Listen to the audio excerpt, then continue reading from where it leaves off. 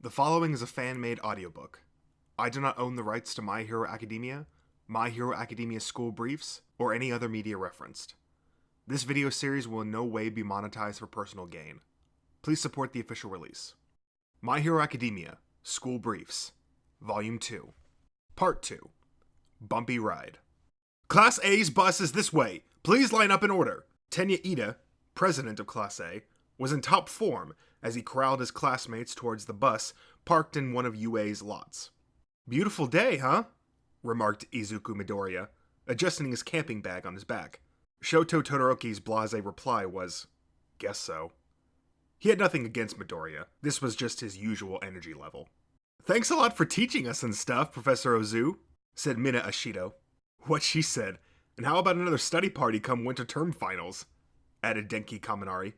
If you think I can be of assistance, then yes. Absolutely, replied Momo Yoyorazu, to the two tutees who had needed her help the most. Kyoka Jiro couldn't help throwing a jab Kaminari's way. Try cracking a book yourself next time, Kaminari. Always kicking a guy when he's down, huh, Jiro? A few paces away, Tsuyu Asui stared at Ochaku Uraraka's bag. Packing light, Ochako? Yeah, nice and compact is what I was going for. Your bag's huge, Tsuyu. Biggest one we had at home. Big enough to fit me in there, even. This was the first day of training camp. In telling his students that those who failed their final exams would miss the camp and have to endure summer school hell, Class A's homeroom teacher, Shoto Aizawa, had perpetrated another one of his so-called rational deceptions. This one had been designed to give some of the kids the kick in the pants they needed. All had passed the written exam, but Kaminari, Kirishima, Ashido, and Rikido Sato had failed their practicals. Hanta Seto and Minoru Mineta's duo had technically passed, but since Seto had been immediately put to sleep by Midnight's quirk during the exercise, he'd received a failing grade. All five would be attending supplementary lessons during the camp, which was simply hell by another name.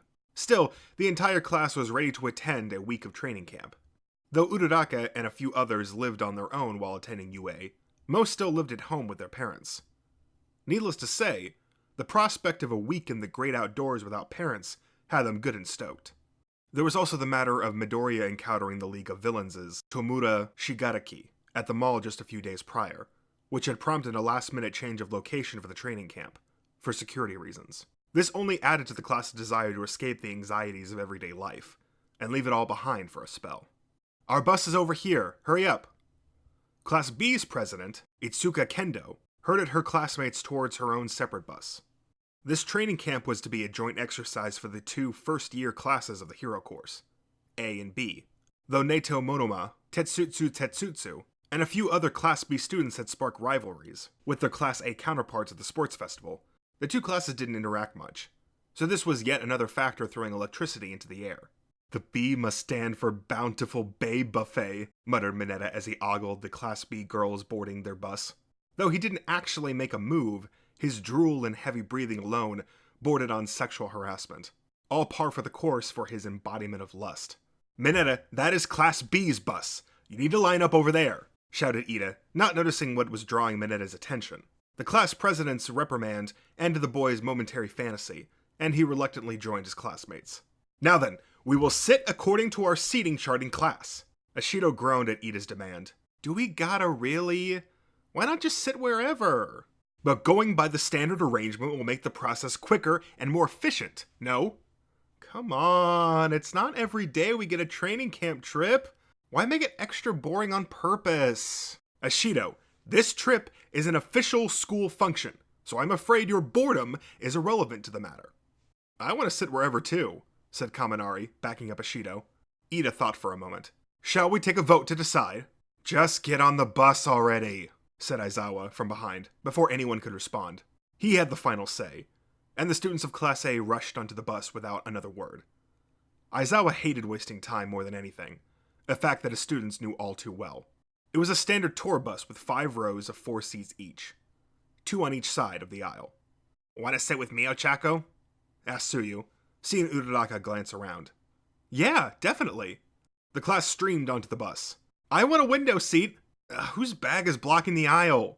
The seat's in the way back. That's where the bad kids sit, yeah?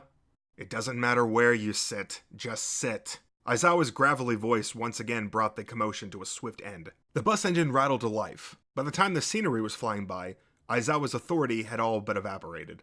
"Let's have some music! Something summery!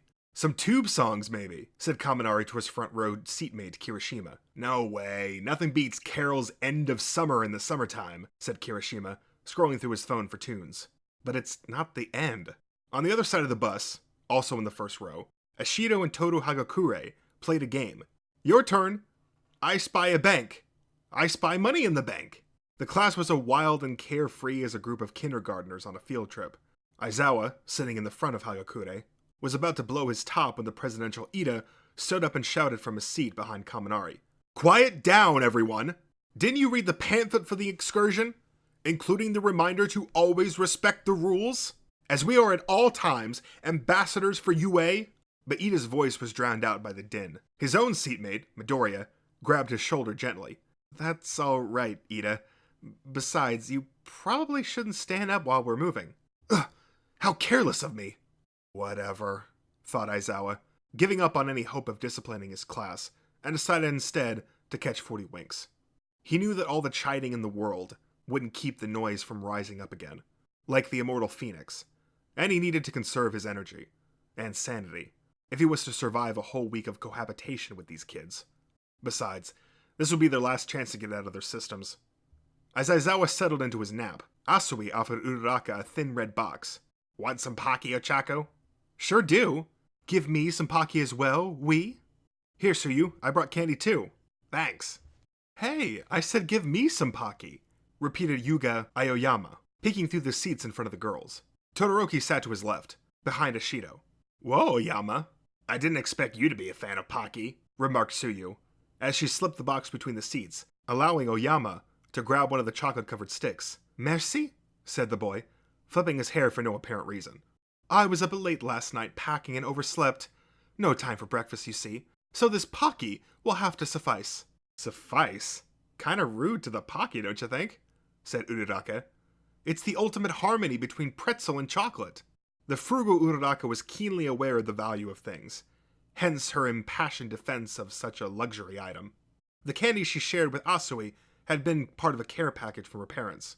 "As you say, mademoiselle." Upon finishing his stick of Pocky, Aoyama extracted a compact mirror with sparkly decorations from his pocket, and began checking himself out from all angles. "You mind?" grumbled Todoroki, who'd been blinded by reflected sunlight. "Sorry," said Aoyama, shifting closer to the window, still not quite done with his mirror. "I must sparkle more than the morning sun, even." "You're something else, Aoyama," said Uraraka. "In an almost impressive way. Almost," added Asui, nodding at her friend. Behind them, Bakugo and Tokiyami had their eyes shut, as uninterested in the music, games, and antics as their teacher. Bakugo was already fast asleep, while Tokiyami was meditating in an attempt to drown out the world around him. The seats behind held Mashiri Ojiro and Seto, with Mineta and Sato on their left, across the aisle. "Ashido's not the only one excited for the test of courage thing. Can't wait to try scaring people," said Seto. "Or sneaking up behind them and grabbing their boobs. That's technically a crime, Mineta," said an exasperated Ojiro.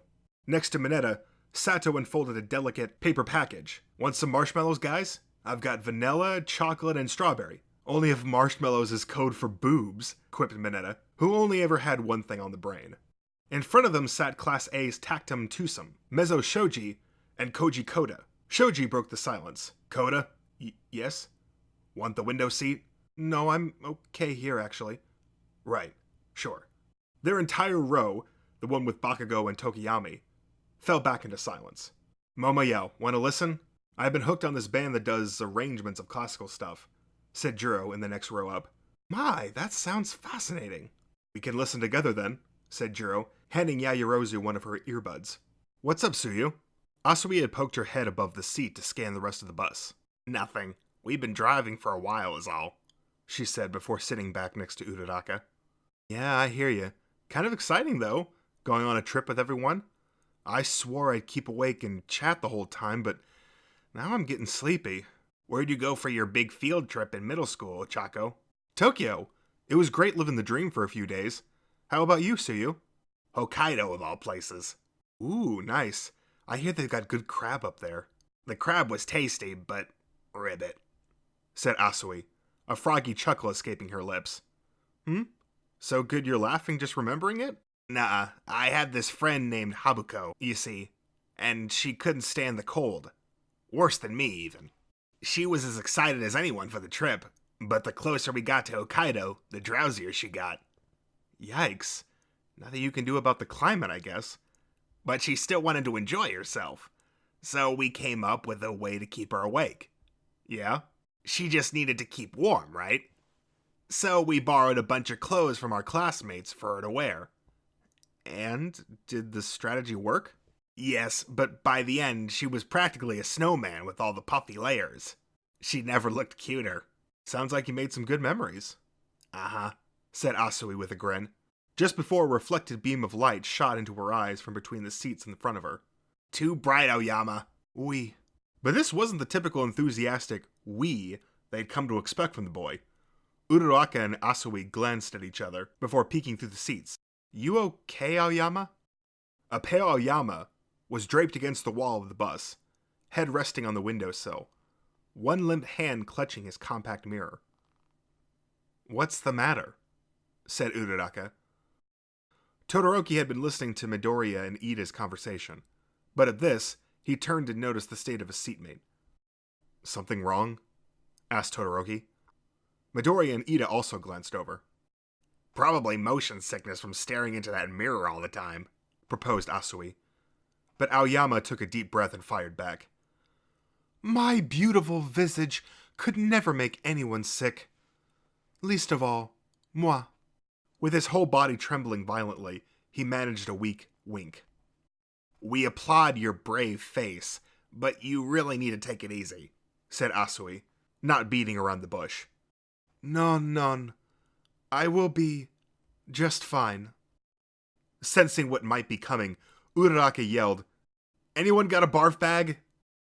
Someone as beautiful as myself would never do such a thing. And if I did, even the barf would surely twinkle. The rest of the class paused their own conversation and took notice. Ayama's gonna barf? How awful. You okay, man? Sick from staring into your mirror, you idiot? He reaps what he sows. While commentary poured in, Asui calmly gave advice. Let's get that window open first. Then loosen your shirt collar and try to lie down. Got it, said Todoroki, taking charge. He stood up, cracked the window, and raised the armrest between him and Aoyama. After undoing the top button of his uniform, Aoyama said, Merci, and laid down per his doctor's orders. I can, switch seats with you, Todoroki, offered Midoriya, but Todoroki declined. Instead, he crouched and flipped open the extra aisle seat. It was smaller than the standard ones, with nothing in the way of back support. That's not gonna work for you, Todoroki, laughed Ashido, seeing the boy awkwardly perch himself on the tiny platform. Not even a little, agreed Hagakure. I don't think these seats were designed to work for anyone, said Todoroki flatly. Midoriya couldn't take it, though. Come on, Todoroki, just switch with me. I'm smaller, after all. Nonsense! As class president, this is my burden to bear, said Ida, who was now standing and engaging in one of his strange habits, swinging one of his arms wildly. No way, Ida, you're practically the biggest one here. But Midoriya, the president must always be ready to suffer for his class. Why, I could even get by performing air chair. Air chair? So can I, said Midoriya, fighting back. Seeing these two squabble as if each were insisting on paying the bill at a restaurant, Todoroki stood up and laid his hands on their shoulders. It's fine. Really. I have a place to sit, and that's good enough. Right, and what matters now is that Aoyama starts feeling better, pointed out Asui, which convinced Midoriya and Ida to sit back down. Todoroki took his new seat too. Up in the first row, Kirishima, still looking at his phone, had an idea. Says here there's a pressure point that can help when your car's sick. Just press the spot 2 fingers width down your wrist. Let's try, said Todoroki, volunteering for duty. But as he reached for Aoyama's arm, Todoroki shuddered and froze up. Wait. No. Not me, he muttered, all eyes on him. Todoroki stared intently at his own hands, and held his breath, as if about to confess to murder. When I get involved, people's hands end up getting destroyed. Huh? I'm the hand crusher. Most of the kids had absolutely no idea what Todoroki was mumbling about, but Midori and Ida burst out laughing. Their friend had made a similar remark when all three had found themselves hospitalized in Hausa City, after battling the hero killer Stain. Ida had suffered permanent damage to one of his hands during the attack, and Midoriya had mangled his own hands when he fought Todoroki during the sports festival. The common element was Todoroki himself, so he was particularly wary about hurting other people's hands now, even if Midori and Ida took it as a joke. I just can't. Someone else needs to press your pressure points. I can do it myself, merci. If everyone could just leave me be, actually, said Aoyama. Also, it might help if we distracted the patient somehow, offered Kirishima, still reading off of his phone. I know just the thing, said Ashido. Let's go in order and play the word chain game. At her suggestion, Midoriya started muttering like mad, mostly to himself. That might be perfect, actually. It's a simple game on the surface, but thinking of words does require some focus. Each subsequent word has to start with the final letter of the last one. Your options are more limited than you think, and no time for deep thought, right? Because the other players are pressuring you to hurry up. That sort of mild stress activates the brain cells and trains the mind. 2 birds, 1 stone. Haven't heard Deku's wacky muttering in a while, said Uraraka with a wide smile. Sorry, said a blushing Midoriya. Ida stood up and faced the back of the bus. On that note, attention everyone! Our friend Aoyama is suffering from motion sickness, so we will be playing the word chain game to keep his mind otherwise occupied. The word chain game? Said Mineta, clearly not thrilled about the idea. What are we, in grade school? Mocked Sero. Ashido shot back. Yeah, the word chain game. It's also the perfect way to kill some time. No, Ashido, this is for dear Aoyama's sake, but also perhaps a way to practice cooperating as a class, in light of the impeding training camp.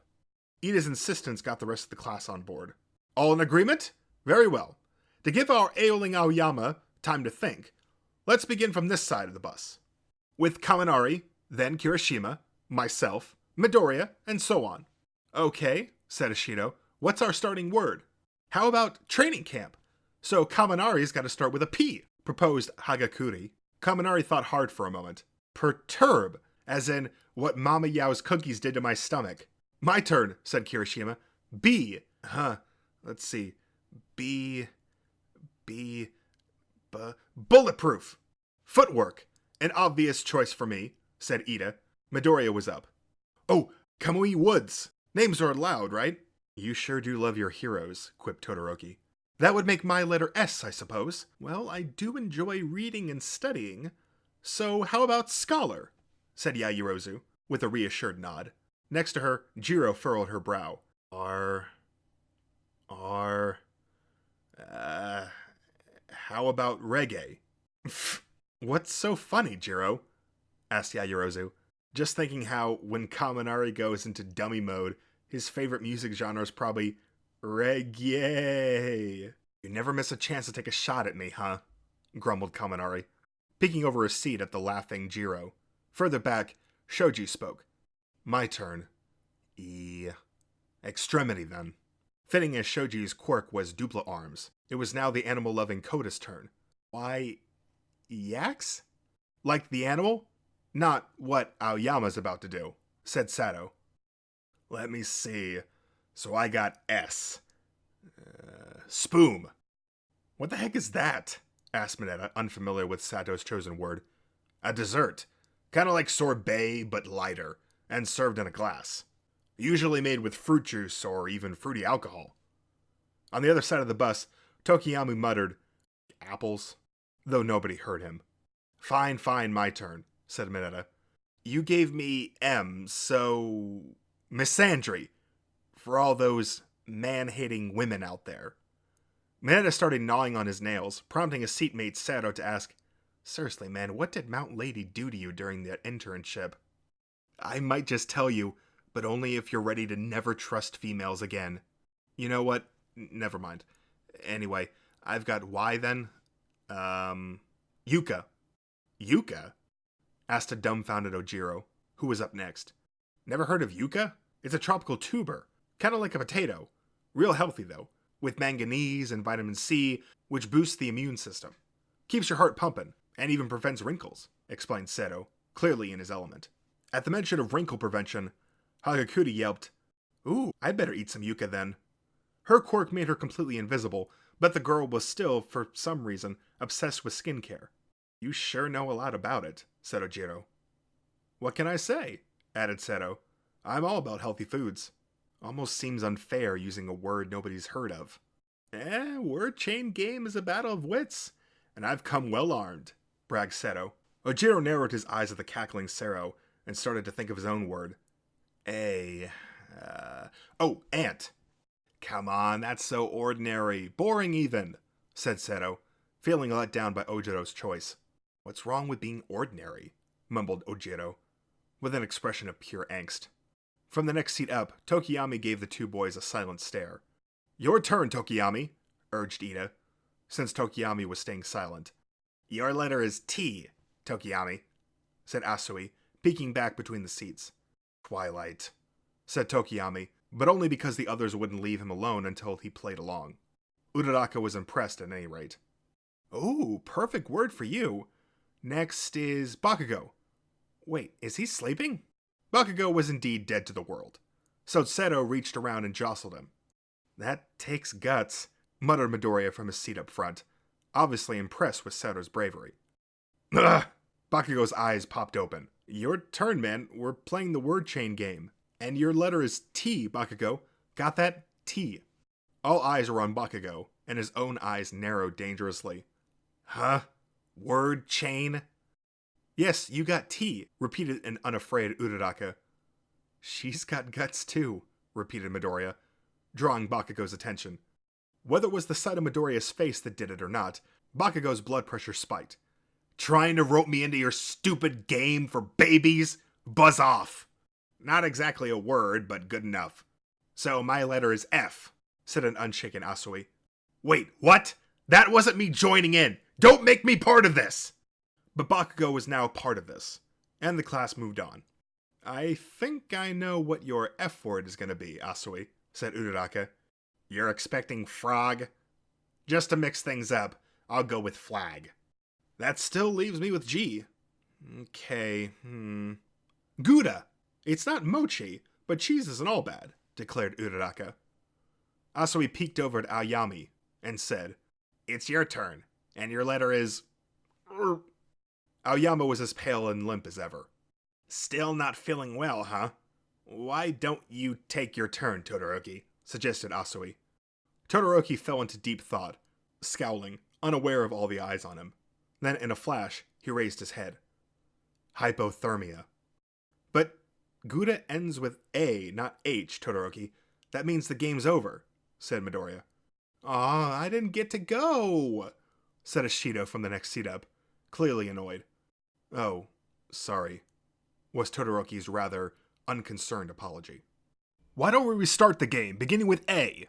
"But Ida, maybe this isn't the best game for poor Aoyama. We need something that can keep his mind occupied the entire time," suggested Asui. You may be right," said Ida, with an overly profound nod. "How about a quiz, then?" "Yeah, right on. Quizzes and bus trips were made for each other." Kaminari's enthusiasm brought a confident smile to Ida's face. "As I am class president, I will come up with the quiz questions. Aoyama will be given the first chance to answer, and if he fails to do so, the question goes to the rest of you. On that note, question run. Factor the following. X minus 1 divided by x minus 2 divided by x minus 4 divided by x minus 2 plus 16. Not that kind of quiz. None of us want to be doing homework." Ida was taken aback at Kaminari's protest. "But we are high schoolers, are we not? In this setting, a quiz is more like trivia. You know, fun stuff. Give him an example, Midoriya." Me? I don't know." Midoriya wasn't quite ready for this sudden responsibility, but he immediately started thinking. "Okay, let's start simple. Way back when, All Might was doing a live segment for the TV show Passionate Planet. In the middle of shooting, a dog ran into the road, and All Might saved it from getting run over. What was that dog's name?" How would literally anyone know that besides All Might himself? Said Uraraka, poking fun at Midoriya. He squirmed, clearly embarrassed. I assumed everyone knew nearly everything about All Might. My other questions were gonna be, how many times did All Might say the words I am in his Heroes Monthly interview 3 years ago? And what color was his necktie when he did the photo shoot for the interview? Nope. Nobody knows any of that stuff. Midoriya's eyes grew wide. Really? You guys weren't counting the number of times he said I am? You didn't take note of his outfit? You're the biggest All Might fanboy here, Midoriya, added Asui. In Midoriya's mind, fanboy was just another way to describe someone following his dreams. Feeling like the others had recognized his love for All Might, he chuckled and blushed. She didn't mean it as a compliment, you goddamn nerd! Seeing his childhood playmate's awkward smile was more than enough to light Bakugo's fuse. Or maybe he was always lighting it himself, subconsciously. Aoyama, do you remember the dog's name? Asked Ida, wanting to move on from the volatile reaction between Midoriya and Bakugo. None. I never knew it to begin with, said a weary Aoyama, hair flapping in the breeze from the open window. Near his feet, Todoroki looked up at Midoriya. Was it Poochie? So close! Ponta, actually. Alright, that's enough of this sorry excuse for a quiz, groaned Kaminari. None of you have a clue how to go about this, huh? Everyone turned to look at Mineta. You need a way to keep a man distracted? Then open the floor to me.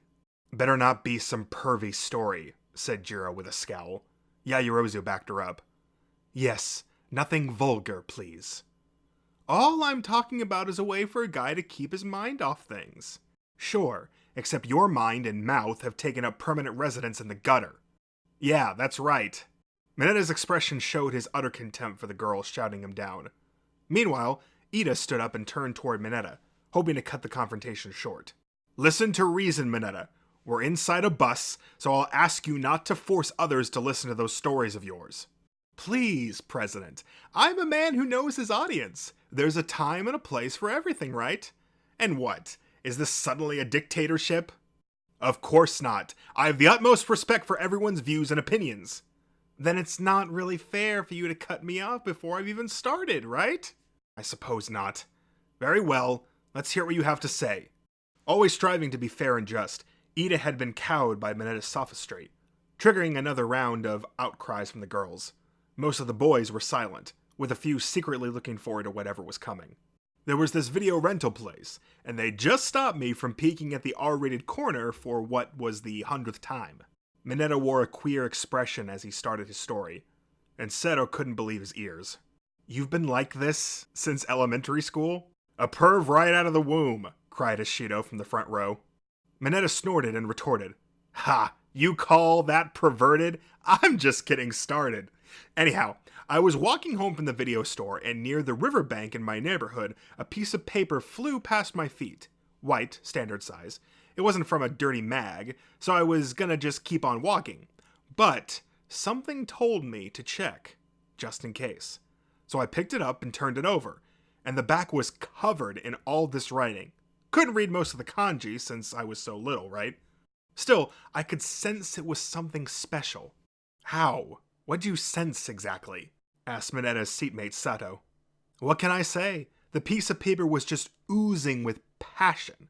Anyway, I brought my discovery home, keeping it secret, and whipped out a kanji dictionary to help me decode the writing.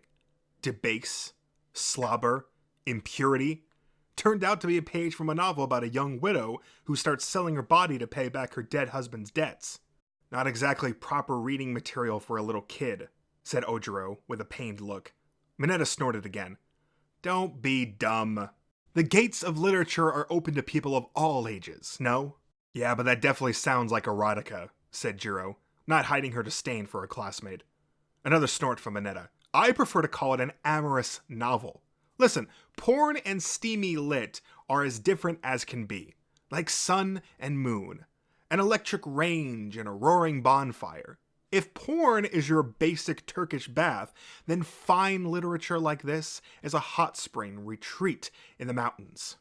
It's the difference between fast food and a 7-course meal. It's like... Mineta was a man on a mission, and the metaphors kept coming until Soji, produced a mouth out of the end of one of his dupla arms and spoke. "We get it. Calm down." "Vol the stupid," growled Bakugo, looking like he swallowed something bitter. As he attempted to fall back asleep, his seatmate, Tokiyami, said, "Agreed," and shut his eyes for another round of meditation. Paying them no mind, Mineta resumed his tale. "So, like anyone would, I wanted to know the rest of the story, and I ran down to the riverbank the next day and found a bunch more pages, all scattered around. When I started picking them up, though, this middle-aged homeless dude shambled over and said, 'Give those back!' I was like, 'No way, they're mine now!' and ran home with everything I found." "Huh, what if the book really was his?" asked Ashido. "That'd make you a thief," said Kirishima. Mineta brushed off the accusation with a big wave of his tiny hands.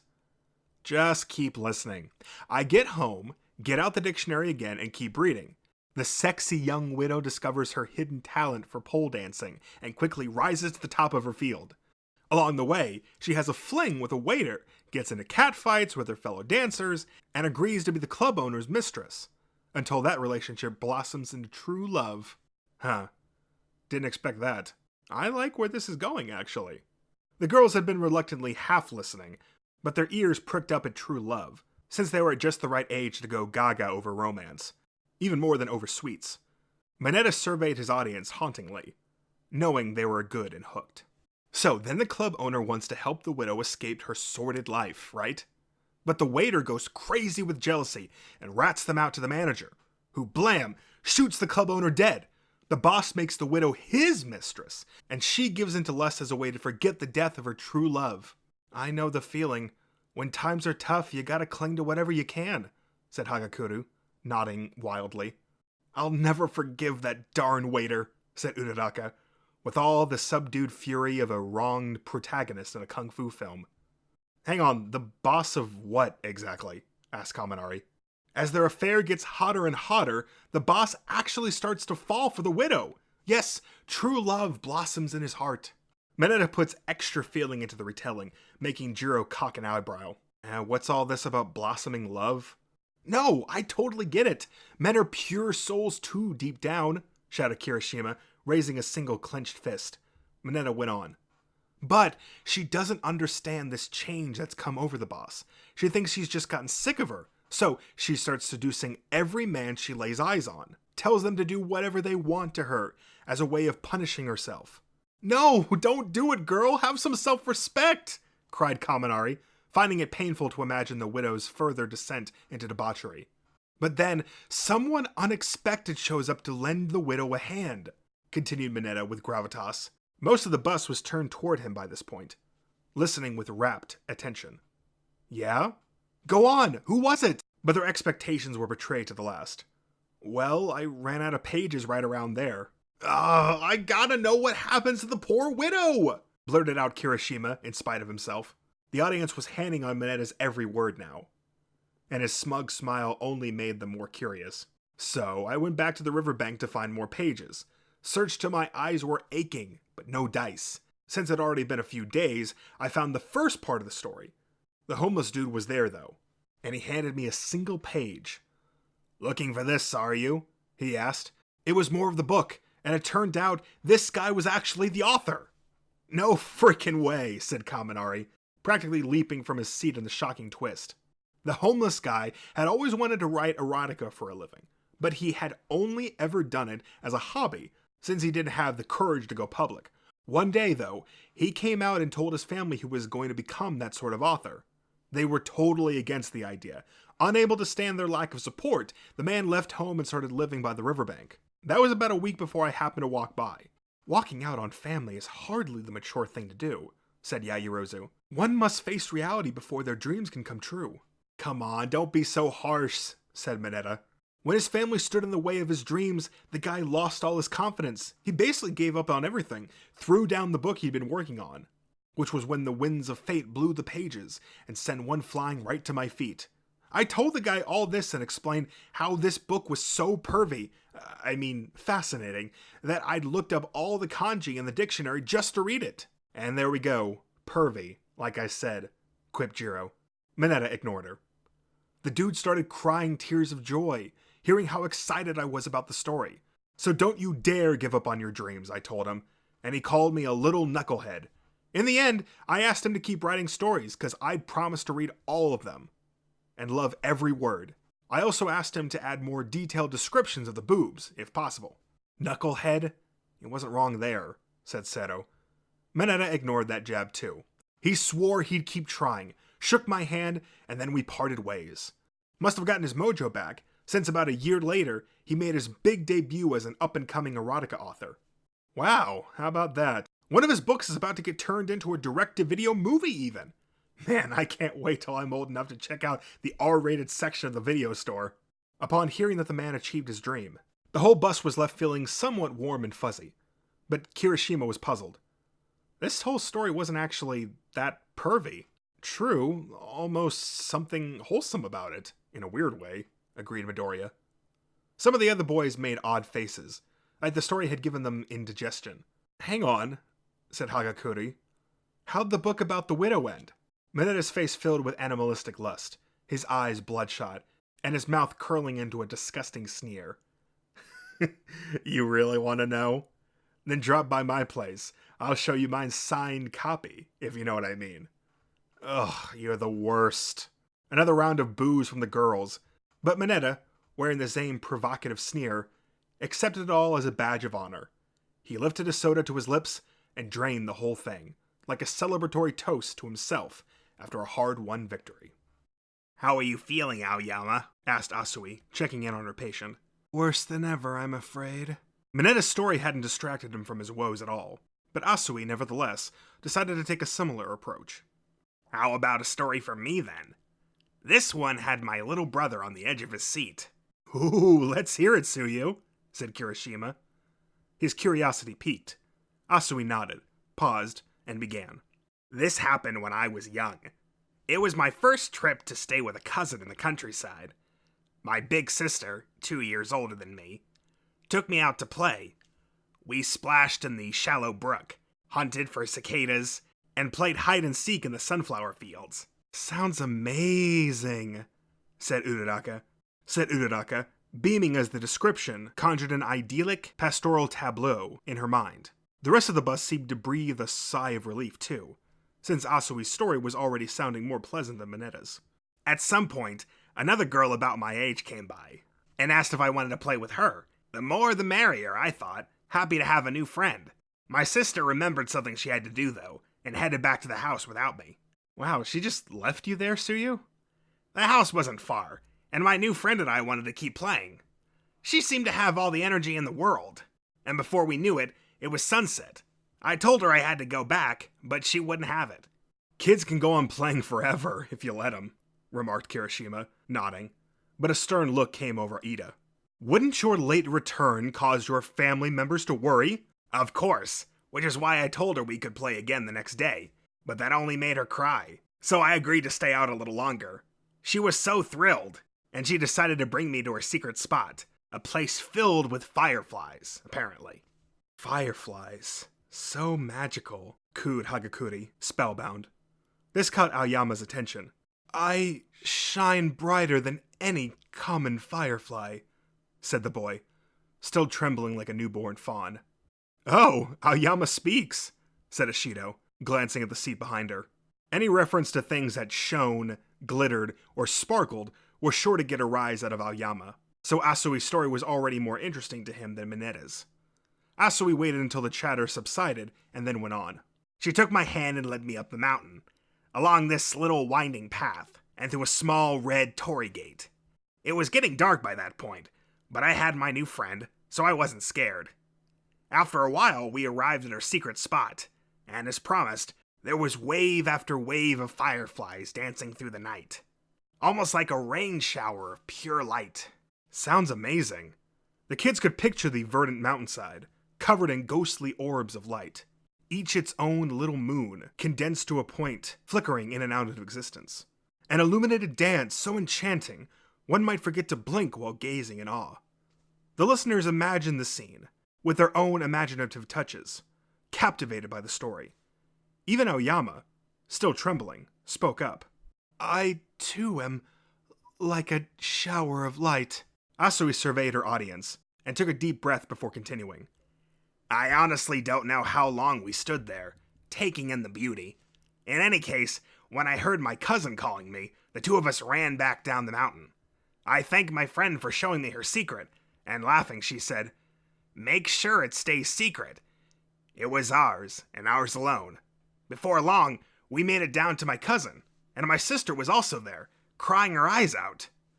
She asked, "Where were you? Were you out there playing alone all this time?" "No," I said, "I was with her." But when I turned to point to my new friend, there was nobody there. At this final line, everyone's faces froze, and a pall fell over the bus. I thought that maybe she'd run off on her own, but my sister had no memory of the girl. She said that it had just been the two of us playing earlier. You don't mean... No way. I learned that for years, there's been cases of children getting spirited away in that area. Maybe the ghosts of children who died on the mountain were looking for friends. My sister was furious. She said I'd probably been seconds away from being snatched up and turned into a firefly myself. And when we went back to search the next morning, the little path and the red gate were both gone. Where did I really go that night? I wonder. Asui's typically detached tone suddenly took on an edge of terror. Ugh, yelped Jiro. Yikes. No way, said Hagakure. If you're gonna tell a spooky story, you gotta tell us from the start, protested Uraraka. These three particular girls couldn't stand scary stuff, and the color had drained from some of the boys' faces too, when the story had taken a turn from wholesome to terrifying. Great, and when we're about to camp in the woods. I can't do mountains, man. Don't want to get grabbed by the ghouls. Oh, was it that scary? My little brother loved this story, said Asui matter-of-factly. All right, quiet down. The bus is about to stop, growled Aizawa, who was good and awake now. The whole bus hushed, like a classroom at the chime of the bell. The bus pulled over, but the turnoff had no rest stop. No bathrooms, nothing. Just the mountains as far as the eye could see. Not a building in sight. Get off now, hurry up. At Aizawa's urging, the kids started to get up, assuming this would be a brief pit stop to stretch their legs. Mineta fidgeted, in dire need of a bathroom, after gulping down all of his soda. Said Aoyama, struggling to lift himself up. Well, Aoyama, did my story help to distract you at all? Asked Asui. Not in the least, as I twinkle far brighter than any firefly. As he spoke, he brought out the mirror again, and began to fix his hair. Right. Well, I admire your dedication to personal grooming, even when you're queasy. This is the only way I know how to be. Still staring into his mirror, Aoyama bobbed his shoulders up and down, and put one hand on his stomach. You good, Aoyama? Asked Ishido, noticing the change. Why, I seem to be cured. He was looking less pale, and his trademark winked had regained its sparkle. Maybe because the bus stopped moving? Wondered Asui, with a tilt of her head. Aoyama flashed his usual smug smile, and wagged a slender finger from side to side. Non. It is because I have viewed my own beautiful visage. I'm taking back my sympathy. The other kids were slightly irked by Aoyama's miraculous recovery, and they made it known as they filed off the bus. Aoyama got off too, in his own detached, devil-may-care way. Hearing the others complain, a croaky laugh escaped from Asui. What's up, Tsuyu? Asked Uraraka. Asui found it all so charming. The word chain game, the quiz, the stories, even the complaints directed at Aoyama, were just proof that they all cared. Just thinking about how sweet everything is. It hadn't even been half a year since school had started, but the class had already spent plenty of rich, quality time together. This bus trip had revealed yet another side to their dynamics, and Asui was looking forward to the training camp, to see what else might be revealed. I said, hurry, grumbled Aizawa at Asui and Uraraka, who were the last ones to get off. They gazed up at the endless sky, marveled at the far-flung mountains, and sucked in the fresh air. The forest spreading below the turnoff was a dense, brilliant green. The members of Class A, who were still thinking of this as an easygoing field trip, couldn't possibly have imagined the trial that would await them just minutes later. Training camp would begin sooner than they knew.